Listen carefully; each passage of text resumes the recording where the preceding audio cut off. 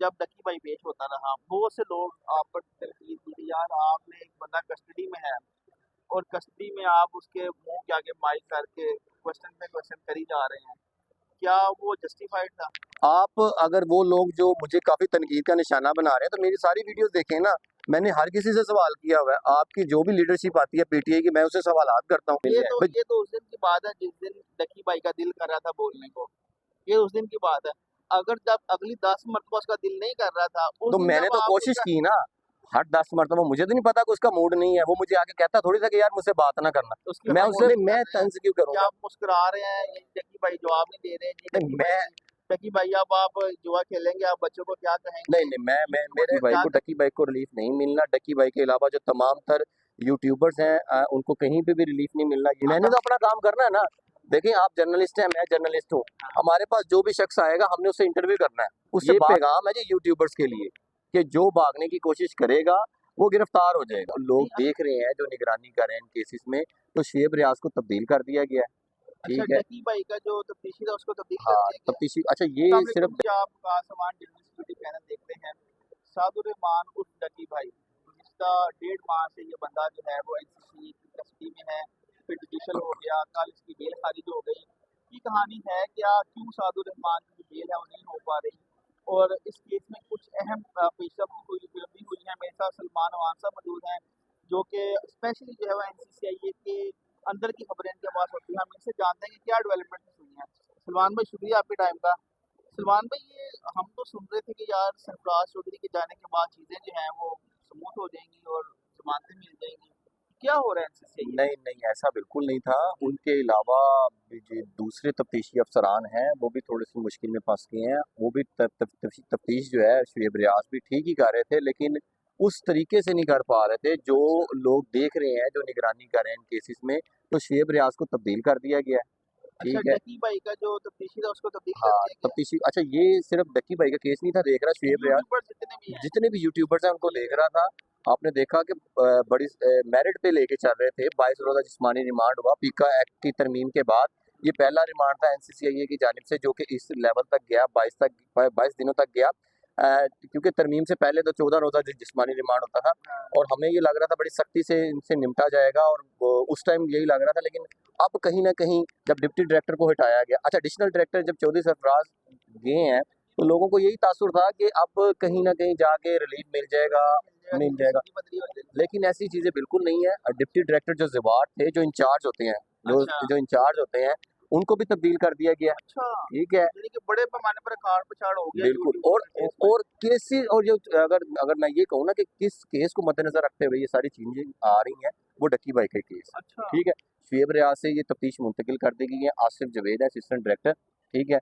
उनको उनको चलेगी है ये तफ्तीश। और जो जवार थे, जवार अहमद डिप्टी डायरेक्टर, तो उनको जो है रिपोर्ट करने का कह दिया। वो सस्पेंड थे, वो पहले भी सस्पेंड थे। मैं आपको ये भी बता दूं, वो सस्पेंड थे। ठीक है। वो लेस्को की इंक्वायरी में सस्पेंड हुए थे, तो ठीक है। उन्होंने ना स्टे लेके ना तो वो यहाँ पे बैठे हुए थे। ठीक है। ठीक है। वो वैसे सस्पेंड थे। तो वही बात हुई है कि इस केस को कहीं ना कहीं जाके जो निगरानी करने वाले हैं, जो इनके आला अफसरान हैं, उन्होंने देखा कि कहीं ना कहीं जाके रिलीफ जो है वो मिल रहा है, मतलब देने मतलब उस तरह से तफ्तीश वो तफ्तीश चार्ज उस चार तरह से उस नहीं तरह होती। से। लेकिन हम लोगों ठीक को है। तो यही लग रहा था ना हमने तो कि देखा बाईस कि दिन का जिस्मानी रिमांड हुआ है, खारिज करवा रहे जमानतें थे। खारिज हाँ। हुई हैं। लेकिन हमें ये लग रहा था, लेकिन जो इस केस की निगरानी कर रहे हैं उनको ये नहीं लग रहा था, जिसकी वजह से डिप्टी डायरेक्टर को भी फारिग कर दिया। जबकि डिप्टी डायरेक्टर पहले से फारिग थे, अच्छा। लेकिन उनको रखा हुआ था उन्होंने, मतलब वो अच्छा। स्टे ले आए थे। उन्होंने कहा जी कंटिन्यू करें आप। लेकिन अब ठीक नया है। डिप्टी डायरेक्टर आ लेकिन अब नया डिप्टी डायरेक्टर आ गया है। शुएब रियाज से तमाम तर जो तफसील ये जो फाइलें थी यूट्यूबर्स की, ये जो है आसिफ जवेद असिस्टेंट डायरेक्टर है, इनकी रिप्यूट भी अच्छी है। अच्छी तो शुएब की भी थी, गया। हाँ। लेकिन कहीं ना कहीं उनको लग रहा था कि ये उस स्टेज पे जाके इंक्वायरी नहीं कर रहे, लेकिन मामला तो ठीक देख रहे अब थे वो। नए तफ्तीशी और नए डिप्टी डायरेक्टर आए हैं, ये डक्की भाई के लिए बाइस रहमत होंगे या बाइस जहमत होंगे? ये बाइस जहमत होंगे। और आसिफ जवेद ने कल जब आर्गूमेंट किए हैं, आपको पता पूरी तैयारी के साथ कल पेश हुआ है सेशन कोर्ट में। जैसे वो पेश हुए हैं उन्होंने बताया है और उन्होंने तमाम तर शवाहिद रखी हैं। अभी तक सारी चीज़ें बताई ये जा रही थी कि सिर्फ वो जो उनके अकाउंट जो बैन अवी अकाउंट जो डॉलर्स है उसके हवाले में बताया गया, लेकिन कल जब अदालत में उन्होंने अकाउंट्स की डिटेल रखी तो यूबीएल अकाउंट की भी डिटेल रखी, उन्होंने एचबीएल की भी रखी। तो वो पूरी तैयारी के साथ आए हैं, उन्होंने पूरी तैयारी की है और उसका रिजल्ट ये हुआ है। आसिफ जवेद ने जब कल आर्गूमेंट किए हैं तो डक्की भाई की जमानत खारिज हो गई है। आज जो है आज डिप्टी डायरेक्टर वकास सईद हैं, वो उन्होंने आज चार्ज संभाल लिया होगा। ठीक है, मेरी कल उनसे बात हुई थी तो वो कह रहे थे कल जो है वो मैं इसका चार्ज संभाल लूंगा। तो अब जो है टीम चेंज हो गई है और लोग ये सोच रहे थे कि जब चौधरी सरफराज गए हैं उसके बाद कहीं ना कहीं रिलीफ मिलेगा डक्की भाई को। डक्की भाई को रिलीफ नहीं मिलना। डक्की भाई के अलावा जो तमाम तर यूट्यूबर्स हैं उनको कहीं पे भी रिलीफ नहीं मिलना, ये भी मैं आपको बता दूं। निगरानी बड़ी सख्त की जा रही है। डीजी इस्लामाबाद हम देख रहे हैं कि यूट्यूबर कोई पाकिस्तान छोड़ के जाना चाह रहे हैं। ये गलती ना करें भाई, ये मैं उनको पैगाम दे रहा हूँ। सारों को पता है कि किन लोगों ने तहशीर की है, किन लोगों ने प्रमोशन वीडियो की है, इन सारों को पता है। ये उनके लिए पैगाम है। अगर वो अभी तक वो आराम से बैठे हुए हैं ना, उनको नोटिस आएंगे बारी में, लेकिन अगर वो बाहर भागने की कोशिश करेंगे ना, तो जैसे असद नदीम गिरफ्तार हो गया ना जब सुबह सुबह वो जा रहा था, इसी तरह सारे गिरफ्तार हो जाएंगे। ये पैगाम है जी यूट्यूबर्स के लिए कि जो भागने की कोशिश करेगा वो गिरफ्तार हो जाएगा। नहीं, असद नदीम का तो ये था कि वो तो पाकिस्तान वापस आ रहे थे। आ रहे थे या जो जा रहे थे, सारों के नाम इस टाइम पाकिस्तान के तमाम तर जो एयरपोर्ट्स हैं उनमें इंदराज करा दिया गया स्टॉप लिस्ट पे। जो आएंगे वो गिरफ्तार होंगे, जो जाने की कोशिश करेंगे वो गिरफ्तार हो जाएंगे। ये जो अब नए तफ्तीशी और नए डिप्टी डायरेक्टर आए हैं, ये इनके आने से केस पे क्या इम्पैक्ट पड़ेगा? ये इम्पैक्ट ये पड़ेगा कि मुझे लगता है कि हाई कोर्ट से भी डक्की भाई को रिलीफ नहीं मिलेगा। अच्छा, सबसे बड़ी खबर ये है कि जिस तरीके से हाईकोर्ट में भी जमानत नहीं होगी। बिल्कुल जी, वो बिल्कुल तैयारी कर रहे हैं। मैंने बताया नहीं कि कल जो आसिफ जवेद साहब ने अदालत में वो रिकॉर्ड पेश किया है, उसके हवाले से तो किसी को भी नहीं था पता। सारों को यही पता था कि जो वो कुछ तीन लाख छब्बीस हजार 3,26,000 है। अब किसी को पता था कि 10 करोड़ का भी 10 करोड़ की भी स्टेटमेंट निकलेगी। हाँ, ठीक है, यूबीएल और एचबीएल के मिला के किसी की 10 करोड़ है, किसी की 4-5 करोड़ है, वो स्टेटमेंट सामने रख दी है। वो तैयारी मुकम्मल कर रहे हैं। वो कह रहे हैं इनको रिलीफ नहीं मिलना। और ये भी मुझे लगता है कि यूट्यूबर्स को जो है वो कहीं ना कहीं निशाने इबरत बनाया जाएगा।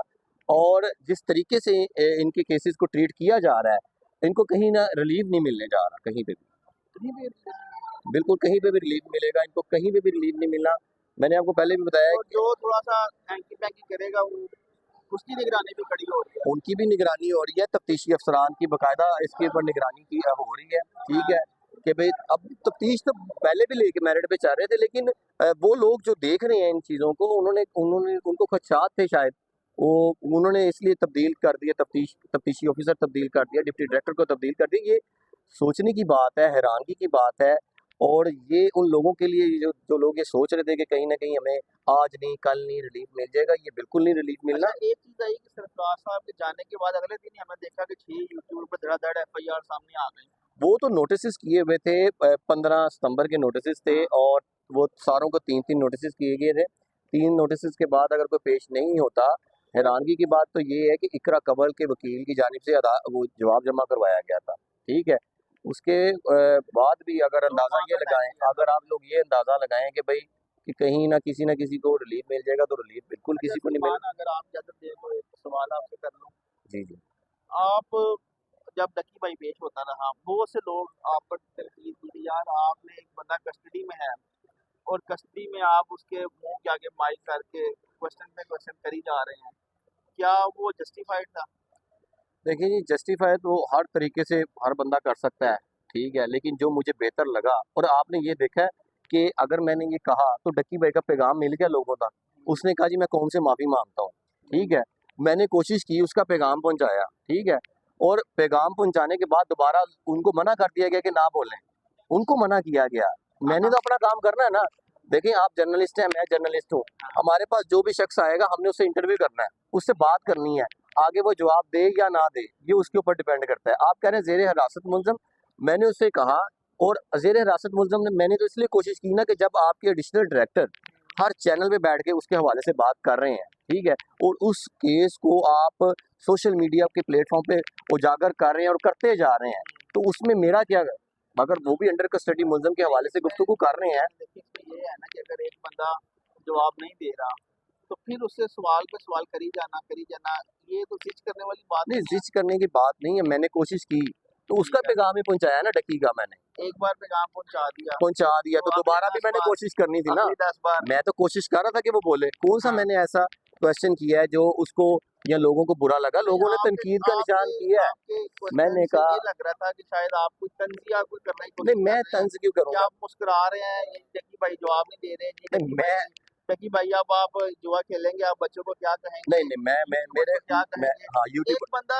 जो कि पहले अंडर कस्टडी है और परेशानी का शिकार है उस पर आप इस तरह के क्वेश्चन भाई, हम लोगों करना के क्या लिए ना, जायज है लोगों को जब हम इस्लाह करते हैं ना, जब एक के साथ कोई बीतरी होती है ना, वो दूसरों को इस्लाह करने की कोशिश करता है कि यार तुम लोग मिसाल बाज आ बना जाओ, रहे थे तुम लोग बाज आ जाओ। अगर मैं डक्की भाई के जरिए लोगों को, ये जो दूसरे यूट्यूबर्स हैं, उनको पैगाम देने की कोशिश कि कर मैं रहा था, यहाँ पे हूँ तो मैं कुछ गलत कर रहा था, मुझे ये कि बताएं। यहाँ ना आना यहाँ से यहाँ ना मान है आना, देखिए नहीं, ये यहाँ मैं से नहीं कह मान रहा, है मैं कह हाँ रहा हूँ कि डक्की भाई बताता कि मेरे साथ क्या हो रहा है या मैंने क्या किया है, ठीक है। हाँ डक्की भाई से मैंने पूछा भी बताएं क्या सीन है, उन्होंने कहा जी मैं कौम से माफी मांगता हूँ ये और एक मुझे बार ये हो बताएं, गया ये ये एक मेरी बार हो बात गया बताएं। ये एक और बार हो दूसरा, गया उनकी दूसरी बात क्या थी, उन्होंने कहा जी जिन एप्स की तो एडवर्टाइजमेंट चल रही है, ठीक है, पीएसएल में चल रही है, तो हाँ वही मैंने की है तहसीर, और मैंने क्या किया, नहीं ठीक है। ये हो ये हो गया गया। दोबारा मेरा एक देखिए सवाल था कि नदीम ये नानी वाला कह रहा है कि मैं सुने आपसे मिलने के आया हूँ, मिलने आया ये तो उस दिन की बात है जिस दिन डकी भाई का दिल कर रहा था बोलने को ये उस दिन की बात है अगर जब अगली 10 मरतबा उसका दिल नहीं कर रहा था हूँ। उस तो दिन मैंने जब तो आपको कोशिश की ना, हर 10 मरतबा, मुझे तो नहीं पता कि उसका मूड नहीं है, वो मुझे आके कहता थोड़ी था कि यार मुझसे बात ना करना। उसकी मैं उससे खामोशी का क्या पूछता था, मसला था तो जब वो खामोश था तो मैं उसको क्या आप कहता था। बोले जा रहे नहीं, मैं तो उनसे सवाल करने की कोशिश कर रहा था। सवाल करना हमारा काम है कि नहीं है, पहले मुझे ये बताया। आप बीइंग अ जर्नलिस्ट हैं, हाँ आप बीइंग अ जर्नलिस्ट हैं, आपके पास जो भी शख्स आता है, आपने देखा यहाँ पेशी में इमरान खान आया, हमने सवाल नहीं किया। इमरान खान शहबाज शरीफ आया, हमने, हाँ शहबाज शरीफ आया, हमने इमरान उनसे खान केस नहीं अंडर किया, तो कस्टडी सारों के केस चल रहे थे ना। तो फिर ये भी तो है, जब ट्रायल से पहले आप किसी मुलजम से गुफ्तगू तो नहीं ना कर मैं कह सकते। रहा हूँ सवाल देखिए आपने उससे पूछा डकी भाई क्या कहेंगे हाँ, अगर उन्होंने कहा जी डकी मैं भाई कौम से कुछ माफी अगर मांगता हूँ, डकी भाई कुछ नहीं कह रहे तो इसका मतलब ये है कि तो वो बस, नहीं बोलना चाह रहे तो उसके बाद ठीक है, जो मैंने सवाल पूछा उन्होंने नहीं जवाब दिया, बस। यानी कि आप ये लेकिन कह हमारा रहे काम है आप कि ये नहीं है, कह रहे कि देखिए, जो किया जस्टिफाइड है रिपोर्टर का काम है, हाँ रिपोर्टर क्या है, मैं यूट्यूबर थोड़ी हूँ, मैं कोर्ट रिपोर्टर हूँ। मैंने उनसे पूछना है कि भाई क्या है, उसने पहले कौम से माफी मांगी है, उसके बाद वो बोल ही नहीं रहा, लेकिन मुझे थोड़ी पता कि उसने नहीं बोलना, मैंने तो उससे पूछना है। मैंने उससे ये पूछा कि भाई नदीम नानी वाला आपसे मिलने आया था, आया कि नहीं आया, हाँ ठीक है। जब वो कह रहा है तो मैंने भी उससे ये सवाल पूछा, मैंने कहा जी अब यूट्यूबर्स को क्या पैगाम देंगे, हाँ ठीक है। ये भी मेरा सवाल था, और सवाल करना सहाफी जो प्रोफेशनल जर्नलिस्ट है उसका हक है, उसका राइट है। डकी भाई बोल नहीं रहे डकी भाई खामोश है हाँ, तो मैं ये कह रहा हूँ कि डक्की भाई बोल ही नहीं रहे, बोलेंगे तो पता चलेगा ना। वो मैंने जब दरवाजा ओपन हुआ, मैंने लोगों पास किया, उनको मैंने कहा हाँ जी बताएं कि आप कुछ कहना चाहेंगे। भाई मेरा काम है सवाल करना, ठीक है। आप अगर वो लोग जो मुझे काफी तनकीद का निशाना बना रहे हैं, तो मेरी सारी वीडियोस देखें ना, मैंने हर किसी से सवाल किया हुआ है। आपकी जो भी लीडरशिप आती है पीटीआई की, मैं उसे सवालात करता हूँ।